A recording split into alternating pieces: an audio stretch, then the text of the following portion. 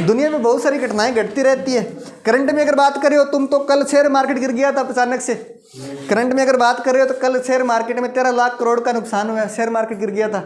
ठीक है, हाँ ये है कि सुबह जो है 8 लाख करोड़ वापस बढ़ गया था, ये भी खूबसूरत बात है। खैर रीज़न ये था कि कल जो है सेबी के अध्यक्ष जो है security exchange board of India के अध्यक्ष जो है उन्होंने एक एडवाइजरी जारी की थी। मतलब मीटिंग चल रही थी, मीटिंग में उन्होंने एक बात कह दी कि जो मिड लेवल मिड कैप कंपनियां जो है उनके अंदर बबल बन रहा है। बबल आप हालांकि आप न्यूज़ नहीं रखते हैं तो आपको शायद नहीं पता होगा, बबल बन रहा है। ये बात शेयर मार्केट को दिमाग में जैसे ही कान में पहुंची, उन्होंने अपने अपने शेयर तुरंत प्रभाव से बेच दिए और बेचने के बाद कंपनियों का एकदम से शेयर घटका।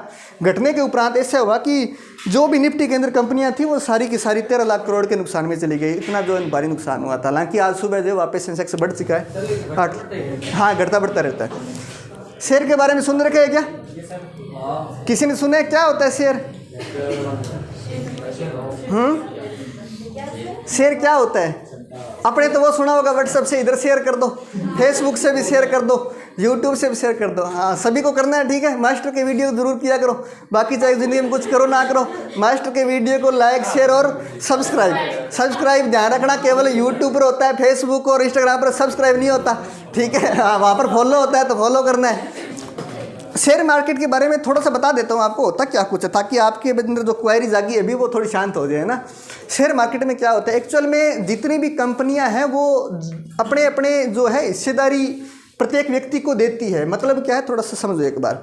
जैसे कोई कंपनी, किसी व्यक्ति ने स्टार्टअप किया, कोई कंपनी शुरू की, उसकी औकात थी 100 करोड़ का काम करने का, उसने 100 करोड़ कर लिया, लेकिन वो चाहती है कि मैं और ज़्यादा ग्रोथ करूँ, मेरे पास पैसे नहीं है, तो वो मार्केट में अपने शेयर जारी करती है।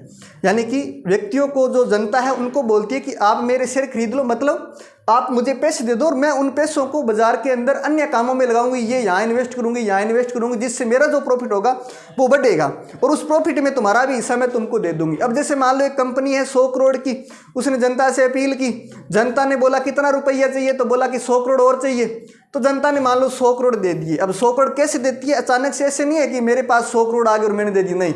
एक व्यक्ति के पास 100 करोड़ और वो भी हमारी जैसी जनता के पास मुश्किल है ना। तो 100 करोड़ ऐसे नहीं होते। वो क्या करती है, अब किसी व्यक्ति के पास 5,000 रुपये होते हैं, किसी के पास 2,000 होते हैं, तो अपने अपने औकात के हिसाब से लगाते हैं शेयर मार्केट के अंदर। तो जब शेयर मार्केट के अंदर लगाते हैं रुपया, तो उनको एक अकाउंट बनाना पड़ता है, डीमेट अकाउंट जिसको बोलते हैं। प्रत्येक व्यक्ति के पास, जो शेयर मार्केट में काम करता है, उसके पास डीमेट अकाउंट होता है, जिसके थ्रू शेयर खरीदा जाता है और बेचा जाता है। प्रत्येक व्यक्ति के पास ये होता है, खरीदने वाले के पास होता है, बेचने वाले के पास भी ये होता है। तो कंपनियां उन्हें ये भरोसा दिलाती है कि आप इसमें पैसा लगाएंगे तो हमारा जो प्रॉफिट होगा, जिस हिसाब से आपने इसके अंदर लगाया उस हिसाब से आपका प्रॉफिट बढ़ेगा। मतलब क्या है, मतलब ये है कि जिसने ज़्यादा रुपये लगाया उसको ज़्यादा प्रॉफिट मिलेगा और जिसने कम लगाया उसको कम मिलेगा। तो जैसे जैसे व्यक्ति शेयर खरीदते जाते हैं उसकी कीमत भी बढ़ती जाती है। शेयर कुछ ऐसा समझो कि कागज़ का टुकड़ा है, उस कागज़ के टुकड़े में बदले में कंपनी ने तुमसे रुपये ले लिए और तुमको वो कागज़ का टुकड़ा पकड़ा दिया। अब कंपनी वो रुपये आगे इन्वेस्ट करेगी, इन्वेस्ट करने से जो प्रॉफिट होगा उसमें जितना आपने लगाया उस हिसाब से आपको आपका प्रॉफिट मिल जाएगा, ये होता है। और अगर मान लो कंपनी में नुकसान हुआ है तो उसमें आपका नुकसान भी होगा, ये होता है उसके अंदर। तो जितने ज़्यादा लोग शेयर खरीदते जाते हैं उस हिसाब से शेयर की कीमत भी बढ़ जाती है। मान लो आज कागज़ का टुकड़ा 10 रुपये का है, कल इतने ज़्यादा शेयर खरीदे गए कि अचानक से उस कागज़ की कीमत बढ़ के 20 हो गई, अगले दिन 30 हो गई। तो तुमने जो 10 रुपये में कागज़ का टुकड़ा खरीदा था, आज उस कागज़ के टुकड़े की कीमत तुम्हारी 30 रुपये है। तुमने जो 10 रुपये में कागज़ का टुकड़ा खरीदा था उसकी कीमत 30 रुपये, यानी 2 दिन में तुम्हें 20 रुपये का प्रॉफिट हो गया। ये होता है शेयर मार्केट एक्चुअल में।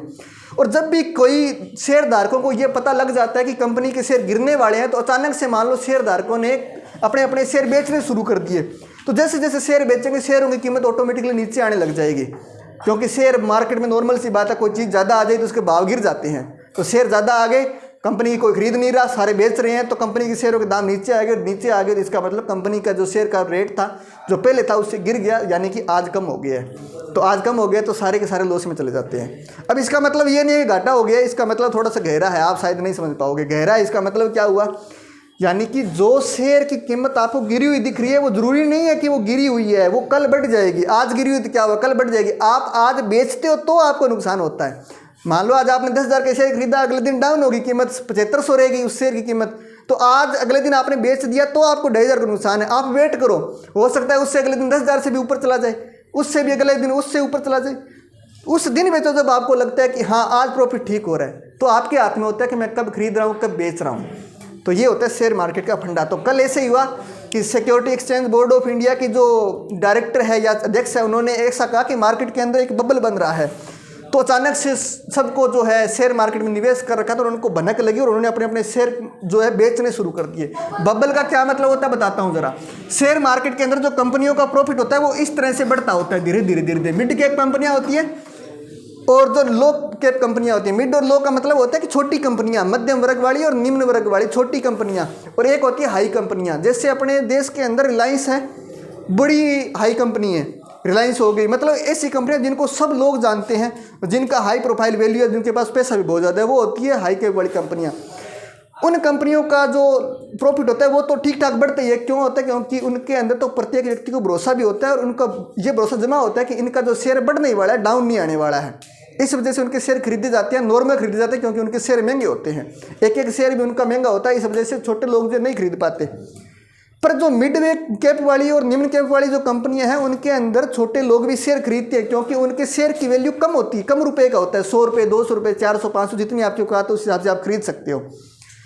तो उनके अंदर लोगों ने इतने ज़्यादा खरीदे कि जो हाई कैप वाली कंपनियां थी, उनको पूरे पिछले 1 वर्ष के अंदर केवल 2000 करोड़ के शेयर 20,000 करोड़ के शेयर खरीदे गए। केवल पिछले वर्ष में, केवल पूरे वर्ष में बड़ी कंपनियों में 20,000 करोड़ के शेयर खरीदे गए। लेकिन जो छोटी कंपनियां थी उनके अंदर 34,000 करोड़ के शेयर खरीदे गए। तो उनका जो ग्राफ यूं बढ़ना चाहिए, वो अचानक से यूं हो गया ग्रोथ। अब ये ग्रोथ यूं चल रही है, इसको बोलते हैं बबल बनना। कैसे? ये इस तरह से एक बबल बनता है, लग रहा है आपको ग्राफ के अंदर?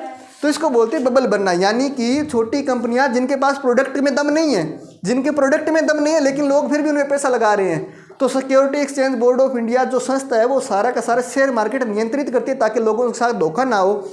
उन्होंने ऐसा कहा कि जनता थोड़ी संभल कर रहे, ये एक बबल बन रहा है। तो जो जानते हैं उनको पता चल गया अचानक से कि प्रोडक्ट में दम नहीं है, उन्होंने अपने अपने शेयर तुरंत प्रभाव से बेचने शुरू किए।